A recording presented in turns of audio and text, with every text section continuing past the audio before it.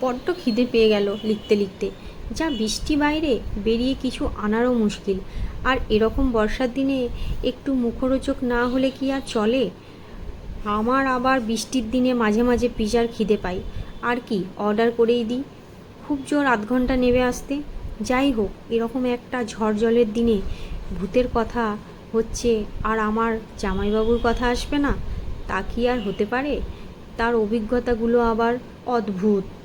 জামাইবাবু বলে সে নাকি কোনো জায়গায় কোনো অশুভ কিছু ঘটে থাকলে বা কোনো অশরীরী থেকে থাকলে সেই অশরীরী নাকি ওকে দেখতে পায় বা কখনো অনুভব করতে পারে।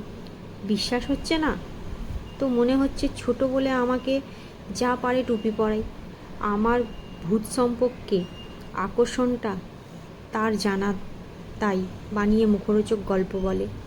এই যেমন আমাদের বাড়ির ছাদে একদিন আমি, দিদি আর জামাইবাবু উঠেছিলাম। আমাদের দুতলায় ফাঁকাই থাকে সাধারণত। আত্মীয় স্বজন আসলে তখন তাদের জন্য ব্যবস্থা করা হয়। তাই একতলা থেকে তিনতলার সিঁড়িটা একদম শুনশান।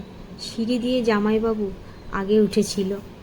হঠাৎ তিনতলায় ওঠার আগে চাতালেই দাঁড়িয়ে পড়ল, কেমন যেন থতমত খেয়ে। বলল, তোরা উঠে যা, তারপর উঠছি।